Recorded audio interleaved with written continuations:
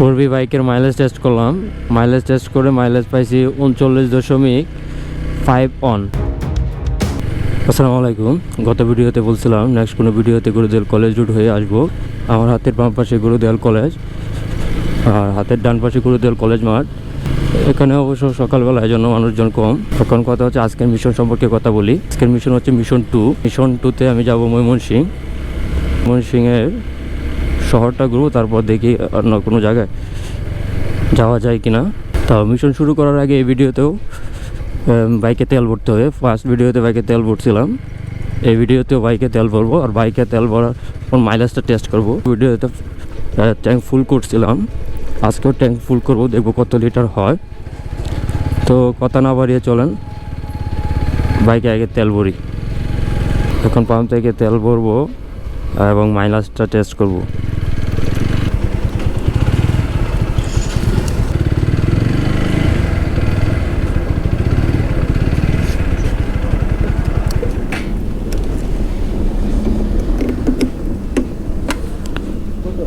Tank ফুল।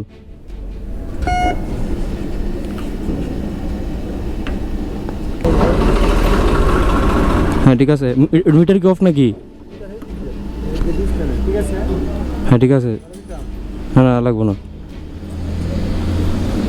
মিটারটা দিই তো।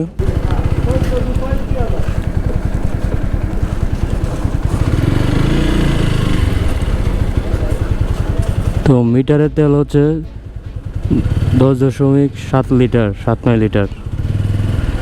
তো মাইলেজটা টেস্ট করতে হবে। তো টাকাটা দিয়ে দিই, 1400 টাকা তেল হয়েছে।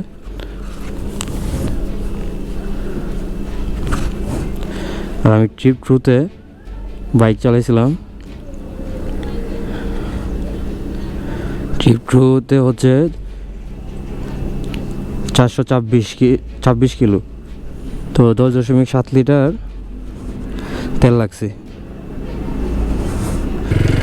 4V বাইকের মাইলেজ টেস্ট করলাম।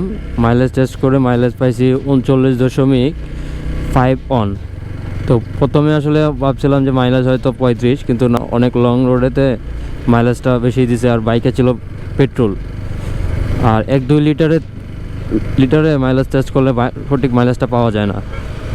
এই জন্য আমার মনে হয় যে 39.5 অন মাইলেজটা ঠিকই আছে। আর এখন আর কথা বাড়াবো না, এখন একবারে ময়মনসিংহ রুটে চলে যাবো। ম্যাপ দেখি,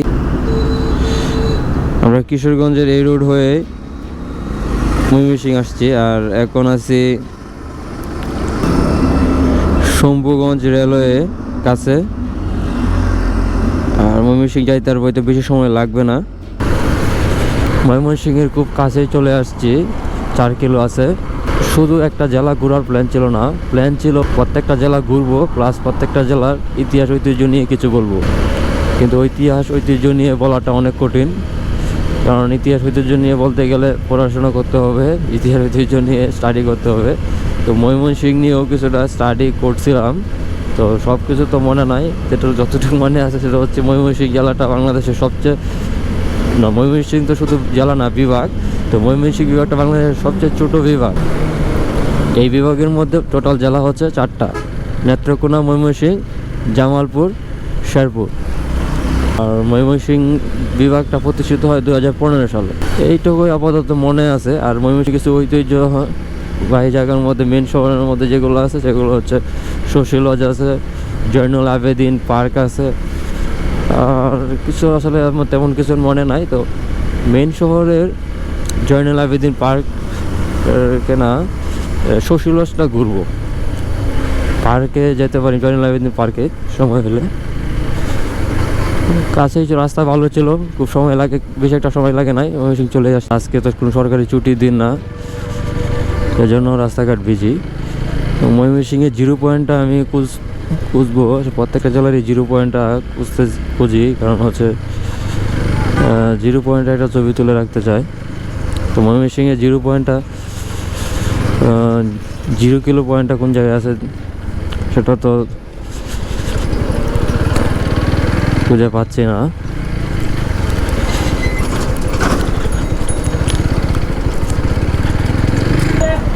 ভুল রাস্তায় গেছিলাম। এখন ময়মনসিংহ শশী লজে যাবো। আসলে ময়মনসিংহ বিভাগ হলে ময়মনসিংহ বিভাগটা এতটা ডেভেলপ না, এটা নর্মালি জেলার মতোই। এখন শশীলজের পথে আছি, কিন্তু ময়মনসিংহের 0 পয়েন্টটা খুঁজে পায় নাই।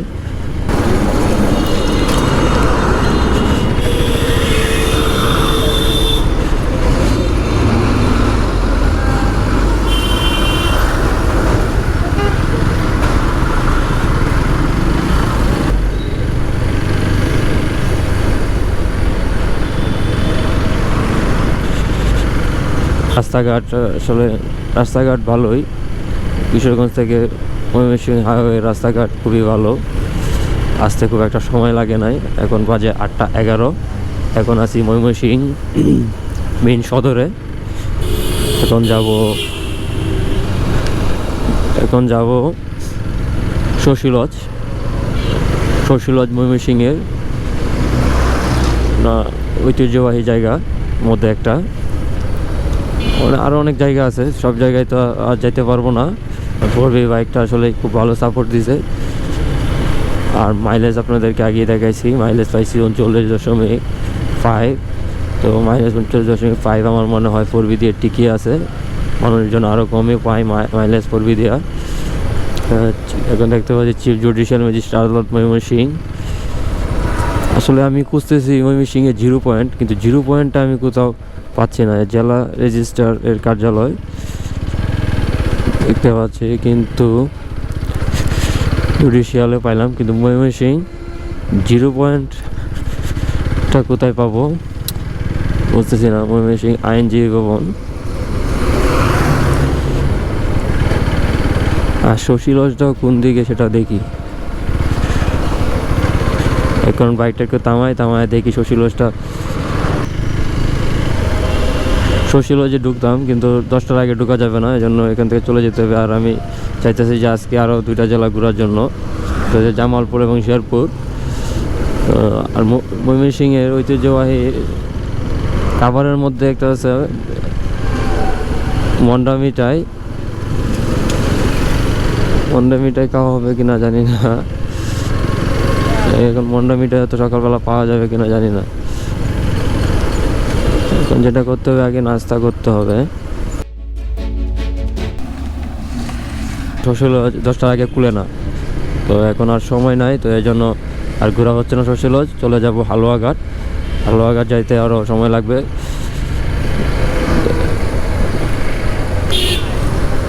ময়মনসিংহ থেকে বাইরে হওয়ার সময় পুলিশে আটকায়, আর পুলিশের কাছে আসলে মামলা খায়, আর মামলাতে 1000 টাকা দিতে হয়েছে। আর মামলা ছাড়াইতে আসলে 1-1.5 ঘন্টা লস হয়ে গেছে। আর দেখা যাক আজকে আরও বাকি 2টা জেলা ঘুরতে পারি কিনা, শেরপুর জামালপুর। রাকান্দা থানা ময়মনসিংহ। এখন ময়মনসিংহই তো আছি। ভালোভাবে প্ল্যান করে বাইরে হওয়ার দরকার ছিল, ভালোভাবে প্ল্যান করে বাইরে হতে পারি না।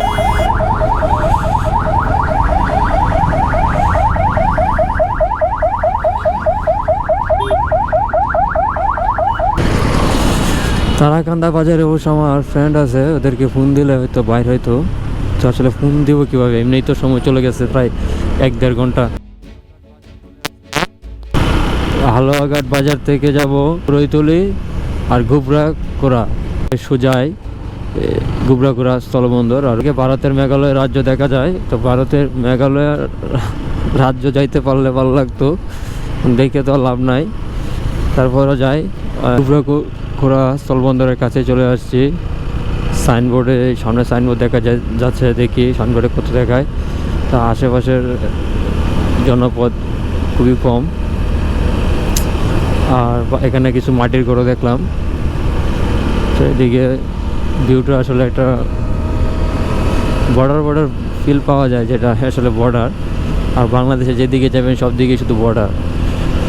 তো এটাও তার ব্যতিক্রম নয়। আগের মিশনে গেছিলাম নেত্রকোনাও ছিল বর্ডার, এটাও বর্ডার। এমনকি নেক্সট যে যাব শেরপুর, সেখানেও বর্ডারই থাকবে।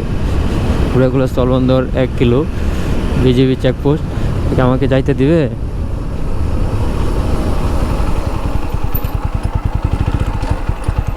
সামনে যাওয়া যাবে। গুবরাখুলি স্থলবন্দর চলে আসলাম। সামনে আসার পথে ভাবছিলাম বিজিবি আটকাবে, কিন্তু আটকায় নাই। তো এটা কতটুকু পর্যন্ত যাওয়া যায় জানি না, এটা কি এই পর্যন্তই কিনা যাওয়া যায় কিনা। এই হচ্ছে গুবরাখুড়া করৈতলি স্থলবন্দর। আর আসার পথে বিজিবি ছিল গার্ড, বিজেপিকে জিজ্ঞেস করছিলাম যে যাওয়া যাবে কিনা, ওনারা আটকায় নাই, বলছে হ্যাঁ যাওয়া যাবে। আর এখানে কি শুধু চারদিকে শুধু দেখতেছিলাম কয়লায়, আর ওই যে ওইদিকে দেখা যাচ্ছে চেকপোস্ট, ওই দিক দিয়ে কি আসে নাকি? হ্যাঁ, ওইটাই তো হচ্ছে ইন্ডিয়ার রাস্তা। আমরা এখন বাংলাদেশের রাস্তায় আছি, ওই পাশটাই ইন্ডিয়ার রাস্তা। আর এদিকে শুধু কয়লায়, এখানে কি আর কোনো ভিউ পাওয়া যাবে না কয়লা ছাড়া? জানি না আর কোনো ভিউ পাওয়া যাবে কি না। রাস্তার বিপরীত পাশে ইন্ডিয়া, আর ওই দিক দিয়ে যদি মেঘালয় যাওয়া যেত তাহলে ভালো লাগতো। আর এখানে এসে শুধু এতটুকু পর্যন্তই যাওয়া যাইতেছে, আর এখানে শুধু কয়লা আর কয়লা। এখানে কয়লা ছাড়া আসলে কিছুই নাই। তো চলে যাই, দেখি অন্য কোথাও যাওয়া যায় কিনা। তো এই ছিল ঘুবড়া করৈতলী স্থলবন্দর। করৈতলী স্থলবন্দর। এখন আমার টার্গেট হচ্ছে গজনি যাওয়া। তো গজনি এই দিক দিয়ে শর্টকাটের রাস্তা আছে, দেখবো যাওয়া যায় কিনা। আর আপাতত এখন মিশন 2 কমপ্লিট বলা যায়, কারণ আমি যেই টার্গেট নিয়ে আসছিলাম ময়মনসিংহ শহর কিছুটা ঘুরবো, আর ময়মনসিংহের সীমান্তবর্তী এলাকা হালুয়াঘাট আসবো। তো হালুয়াঘাট আসলে আমি ভিউটা